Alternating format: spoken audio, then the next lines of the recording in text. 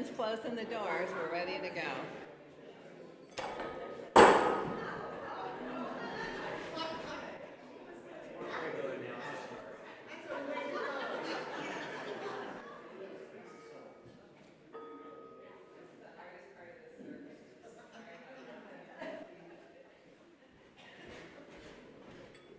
It can only go up from there.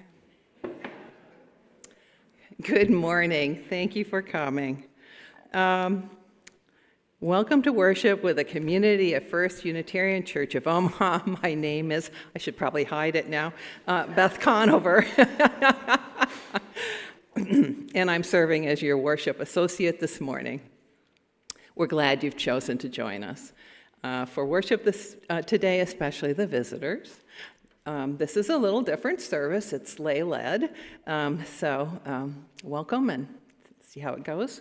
This congregation works hard to be an inclusive community that listens, engages, inspires, and acts. Our mission is to foster the whole person with compassion and justice. Love is the spirit of this church. Whoever you may be, we welcome you to bring your whole self into this beloved community. Today, we'll be reading some stories by Bhante Sujatha that are reflections on loving kindness, what it is and what it isn't. Bhante was scheduled to be with us today, but got called back to Sri Lanka when his mother passed away. First, I'll give you a moment to welcome whoever is sitting next to you.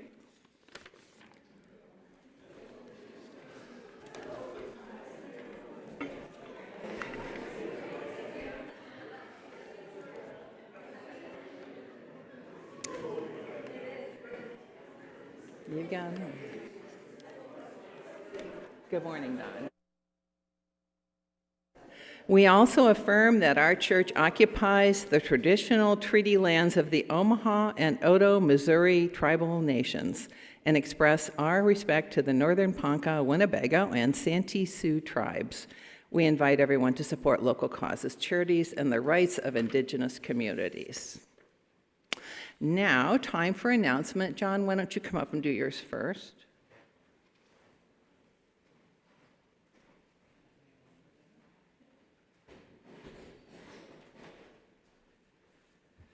Okay, I'm just announcing the fact that next Sunday, instead of the usual service, we're going to have our annual congregational meeting. We'll have to have votes to adopt the proposed budget, the election of various officers of the church for the following year, and proposed adoptions of amendments to the articles and bylaws to update them a little bit. Anyone who is a member of the church for 3 months before the meeting and made a contribution of any sort for the 1 year before then is entitled to vote. 20% of the congregation needs to be here to have a quorum, so we encourage you to attend, and it's that simple. See you next week. More excitement.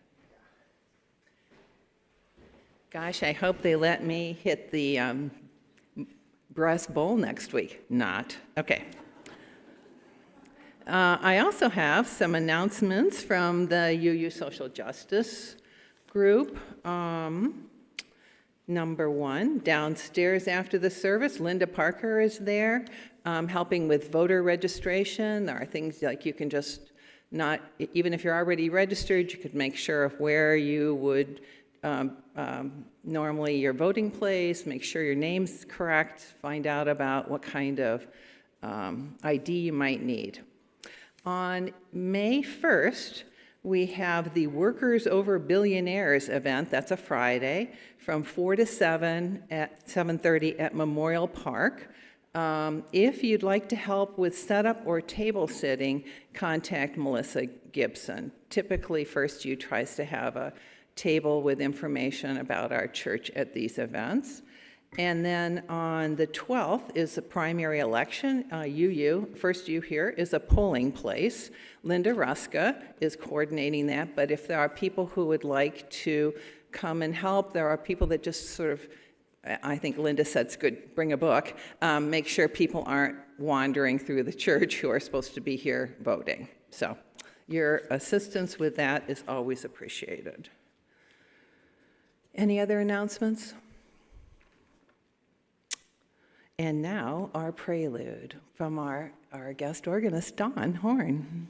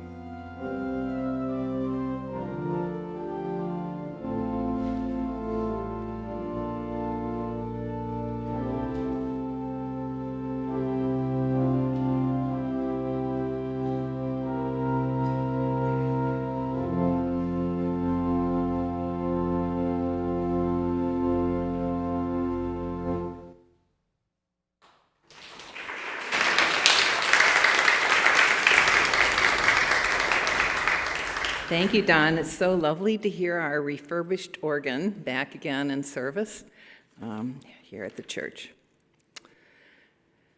Next, I invite Kim Donovan up to light the chalice, the symbol of our faith, and a light in the darkness.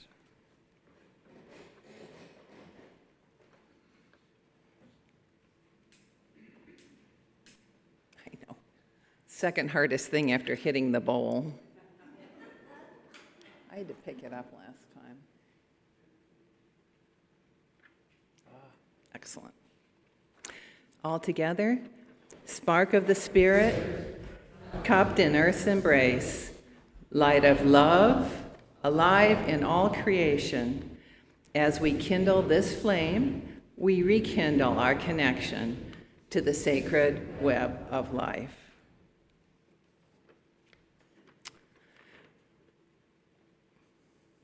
Our first reading from Bhante Sujatha is We Believe. We believe in generosity towards others by any means possible. We believe the true noble path is marked by generosity. We believe that, like humility, generosity is a part of our true authentic nature. We believe generosity has many levels. Think generously, speak generously, act generously. We believe generosity comes from hearts that are fearless and free, willing to share abundantly all that is given to us. We believe generosity lies at the heart of spiritual practice, and with practice, our hearts will grow stronger and lighter.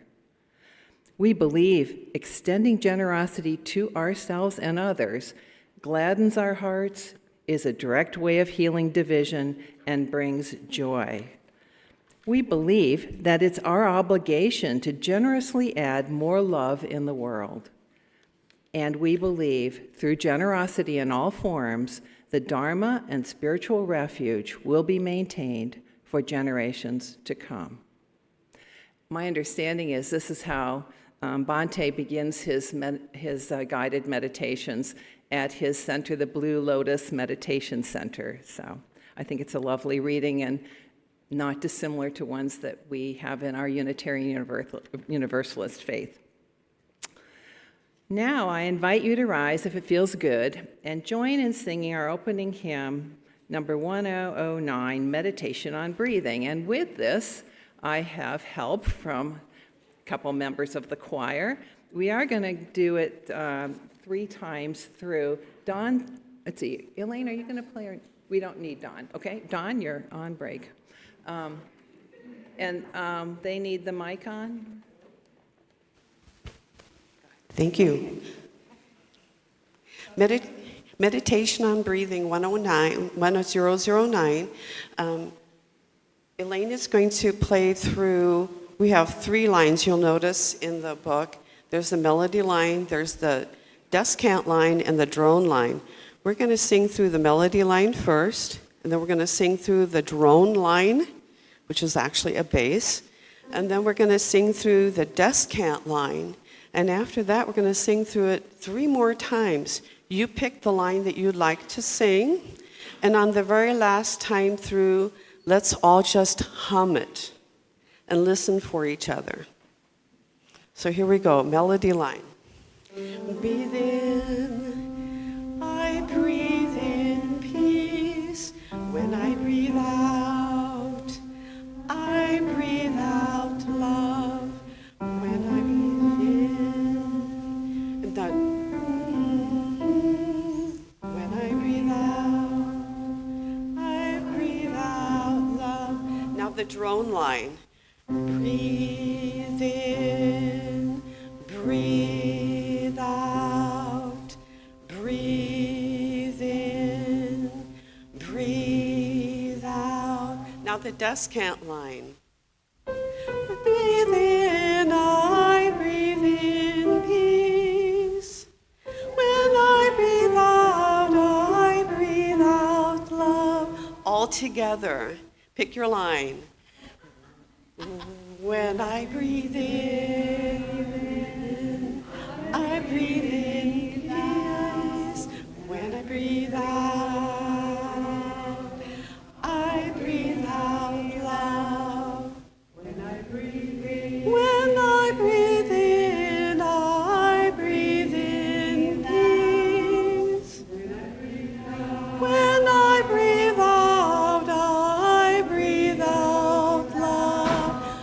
time, words. When I breathe in, I breathe in peace. When I breathe out, I breathe out love. Humming.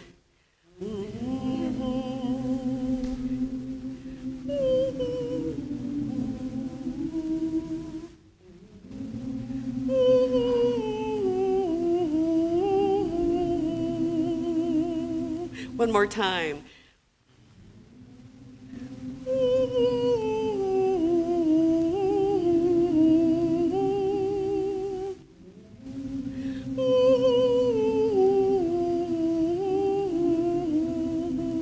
Hold your note.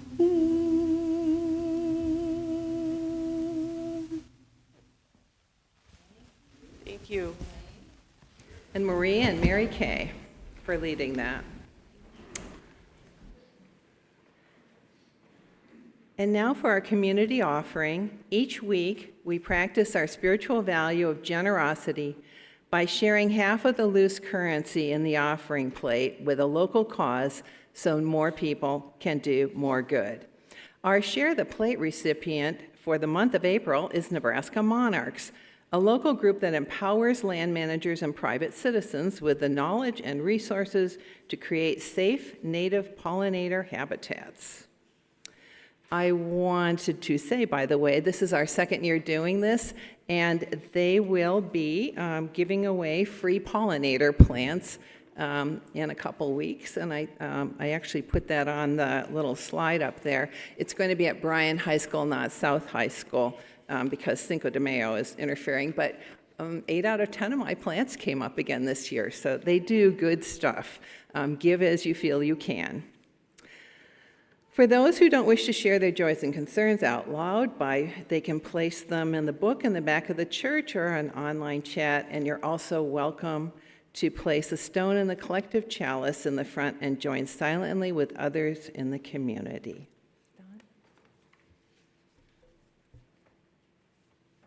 You're on.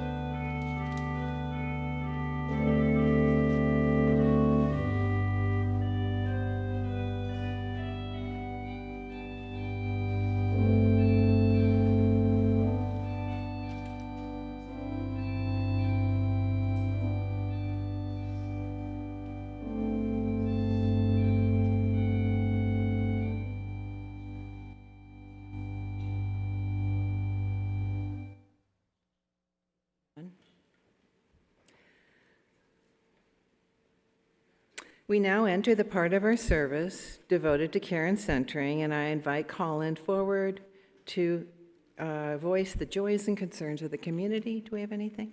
No. Well, I have a joy, which is that you sure can't do this service by yourself, and I'd like to thank Mary Kay and Kim Donovan for helping me with this since we had kind of a surprise, and Dawn for being so flexible, and Elaine and Marie for stepping forward to help me, but mostly Mary Kay and Kim for being willing to come up and help me decide what parts might still fit in so that we can adequately reflect and honor Bhante Sujatha. We are going to do these two readings. As I say, he is, Bhante Sujatha, by the way, is, I'll look at my little reading so I get it right, a 40-plus-year-old Buddhist monk who is singularly focused on adding more love in the world. Bhante teaches loving-kindness meditation to people around the globe for all those seeking the art of happiness and contentment. His approach to meditation is deep and simple, bringing core Buddhist teachings to everyone in a way that is practical and easy to understand. Joyful, radiant, funny, and wildly energetic monk, Bhante helps people attain peace that can only be found in deep silence. Bhante believes his purpose is not only to teach meditation, but also teaching people how to be happy. And Bhante, if you want more information, you can visit Bhante's website at www.bhantesujatha.org. And I will say that he has two books. We're going to be reading from both of them. Kim lent them to me, and I read them both. They're wonderful. Some of them are didactic parts, and then there are lots of the stories. We've chosen two as being reflective of what we thought might be most helpful today. We surely hope that he will visit us in the future, and we'll be able to hear him directly. So, to begin with, I'd like to invite Kim Donovan forward to read our first story.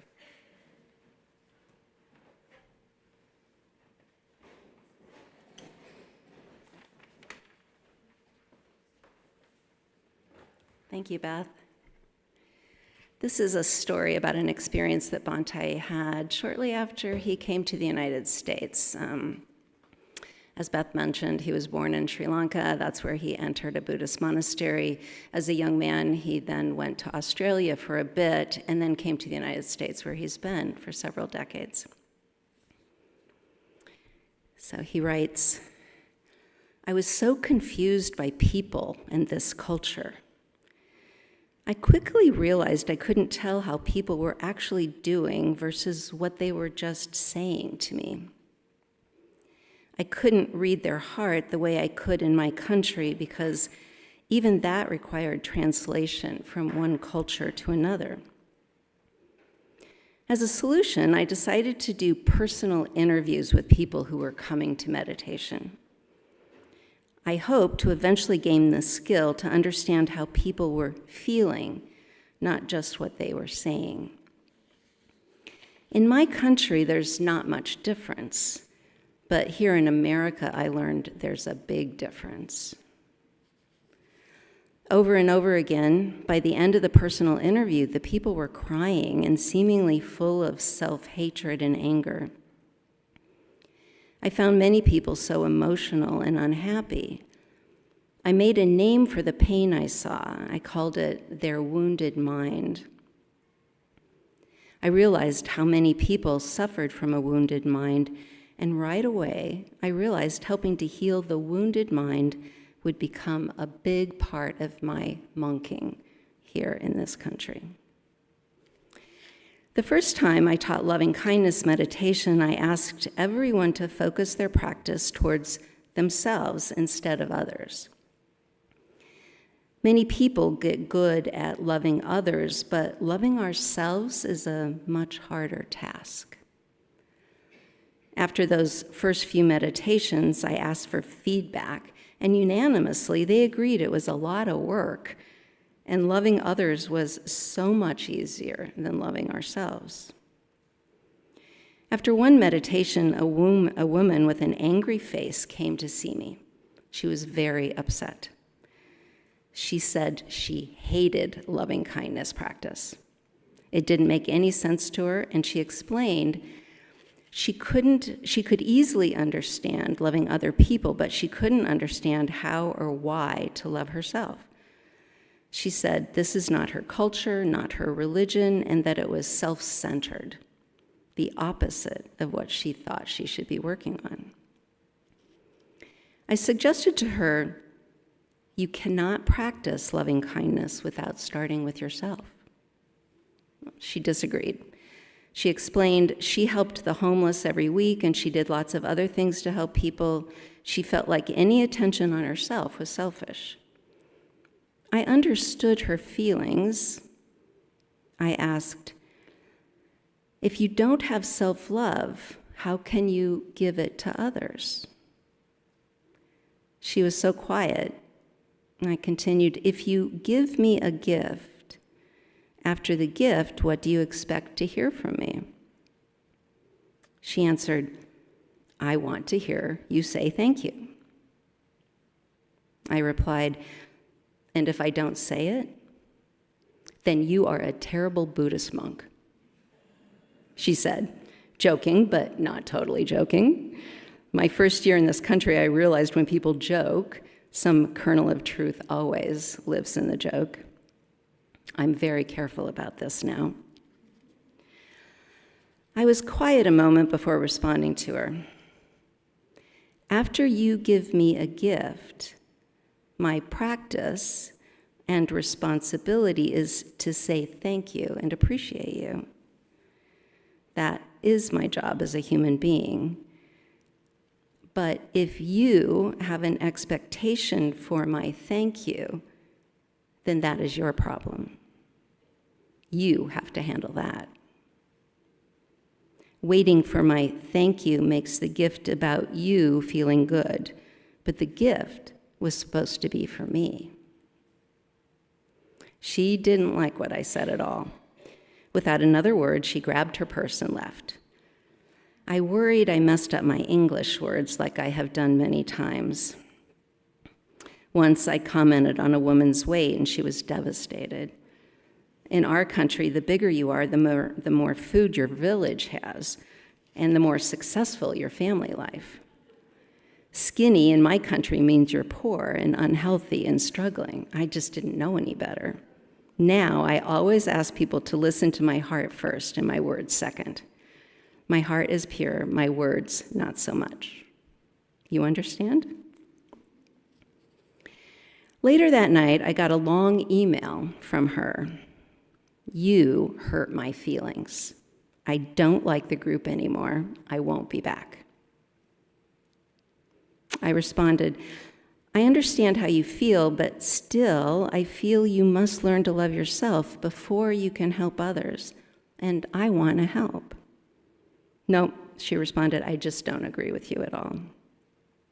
She continued to argue with me, and for weeks I received many negative emails and ugly words. Eventually, I felt she was just pushing my buttons. Loving kindness is not foolishness. I wrote her to say I would no longer be opening her emails, and I wished her well. I got many additional emails, but I deleted them without reading them. After a few months, I got another email. The subject said, "Be kind, please read." As I read her words, I began to cry. Her email was a perfect example of why I say we all have wounded minds. She wrote, Bhante, today is my 40th birthday, and I can't carry this anger and hatred anymore. I want to surrender. I cannot love myself. I'm so angry with my mother and all the people who've hurt me. When I was 10 years old, I used to live with my mom, a single, drug-addicted woman who emotionally and physically abused me. I've hated her for that. For so many years, I didn't have any connection with her at all. Today, I woke up and realized I don't want to die carrying this anger for the rest of my life. I was so happy to read her words. I saw the real blessings of loving kindness and just how powerful it can be. When she learned to love herself, she found even more love for others. And this is what loving kindness can do. I felt a release, a kindness and love towards myself and my mother, she wrote. I realized if my mom had known better, she never would have done this to me, she continued. I responded with a kind email to her, but I did not invite her back. I felt it was her job to come back on her terms when she was ready. A few months later, while I was getting ready for meditation, I saw an older woman trying to come in through the handicapped access. I didn't know her, but I felt I needed to support and help, so I walked towards her. When I got close, I noted someone coming up behind her. I recognized right away it was the woman bringing her mother to meditation. Seeing the healing of that mother and daughter was so beautiful to me. This is enough for me, proof that by healing our wounded minds and loving ourselves, we can heal the whole world. We must put our own oxygen mask on first. We all read so many books and watch movies and talk about helping make the world peaceful, helping people feel better, helping the sick and the dying and the needy. This is all wonderful, but no way out but in. We must help ourselves to help the world. If we want the world to be peaceful, we have to learn peace in us. If we want to love the world, we must see that we are the world too and learn to love ourselves. You don't have to do it all at once. Just try a little bit each day. Wake up, put your feet on the ground, and thank your feet for holding you up. Let your love start small, in your feet. Love your feet, and then soon you will love your whole self. You understand? When you do this, soon you'll be able to find enough love in you for all of you and all of the whole world. Practicing loving kindness meditation over and over again, even just 5 minutes a day, you will find love for yourself rise, and this will change the whole world. Please do it. I will keep doing it too. Together, we will change everything.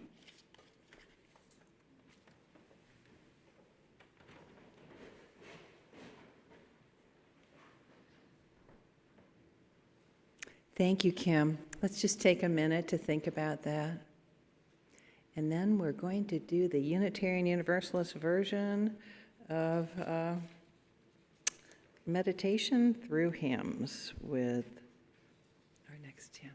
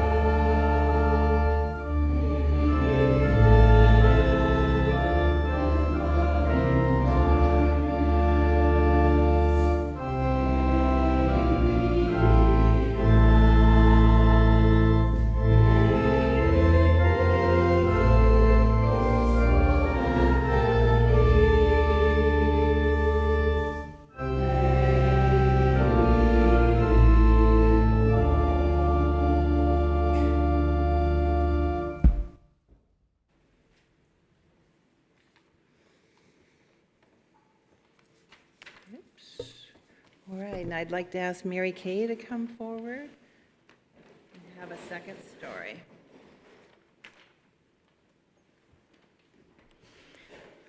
So I was actually lucky enough to come to a workshop that Bhante led here about a year ago, last fall, and I got this book while I was there.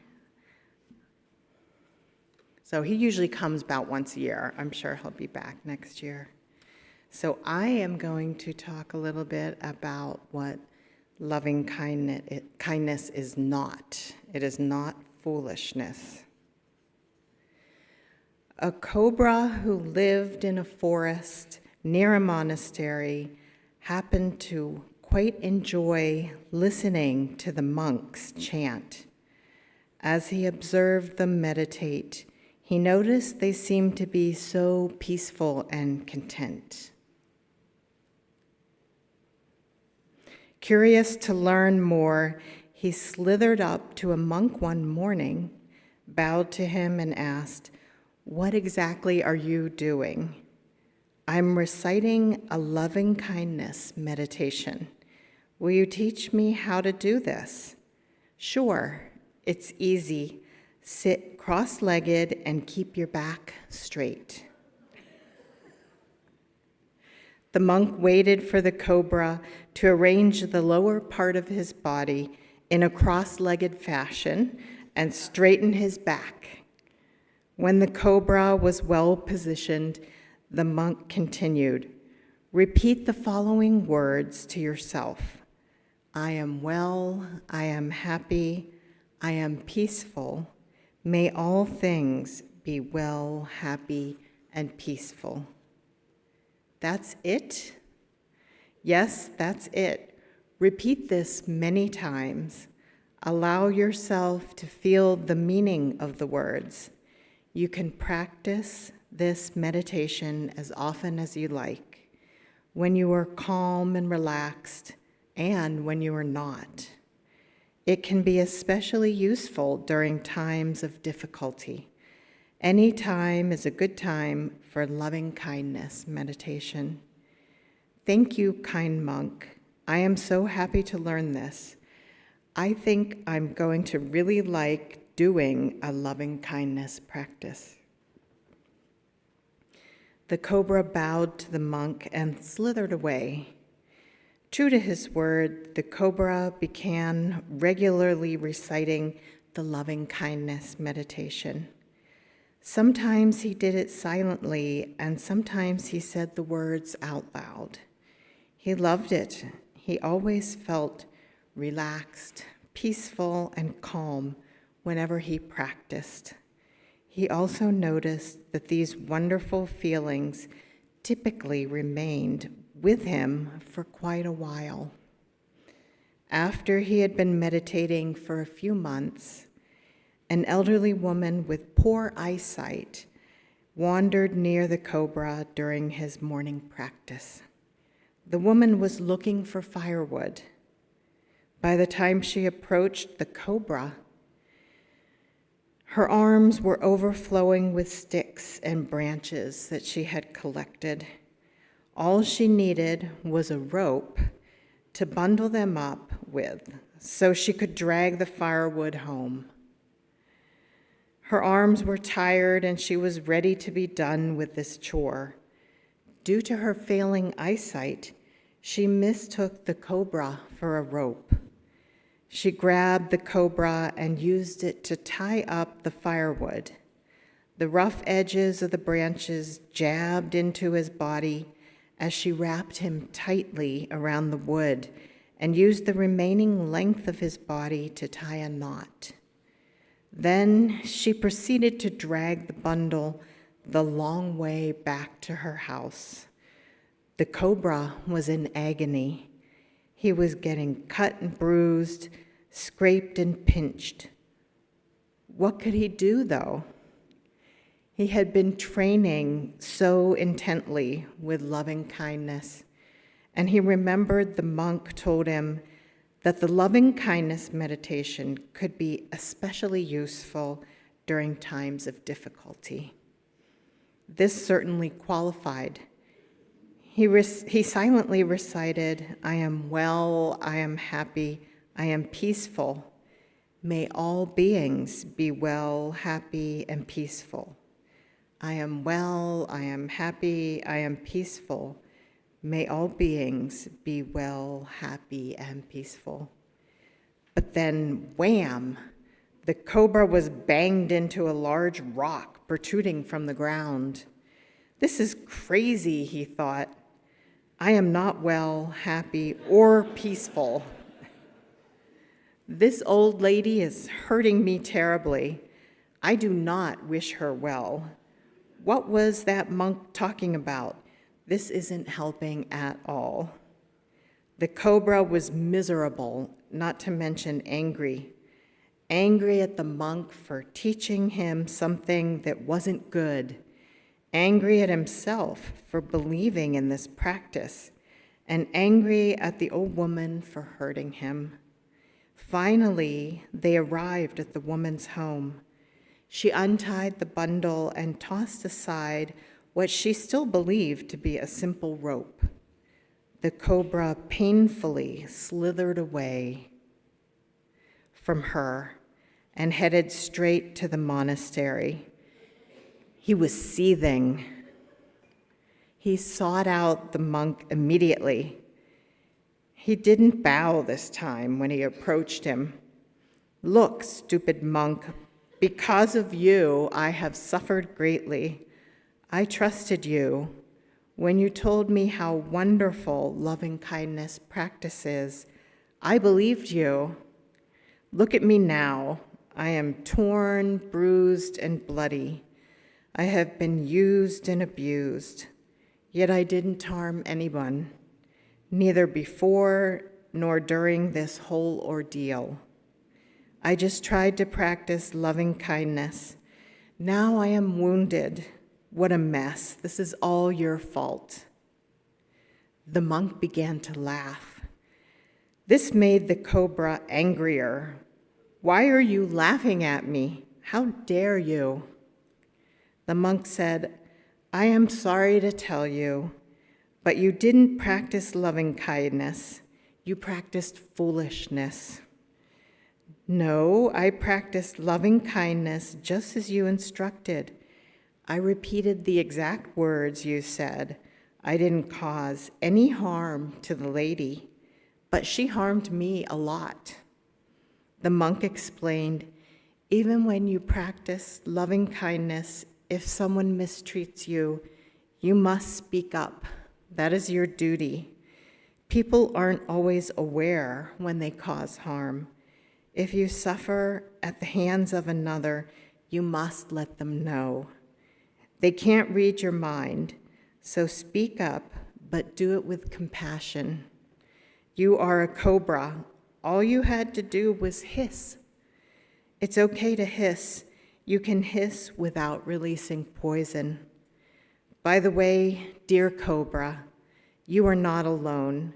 Human beings must learn this lesson as well. This is why I say to them, a regular loving kindness practice can help train you away from reacting from anger. But if you are mistreated, speak up. Take care of yourself. Say what you need to say without anger and without poison.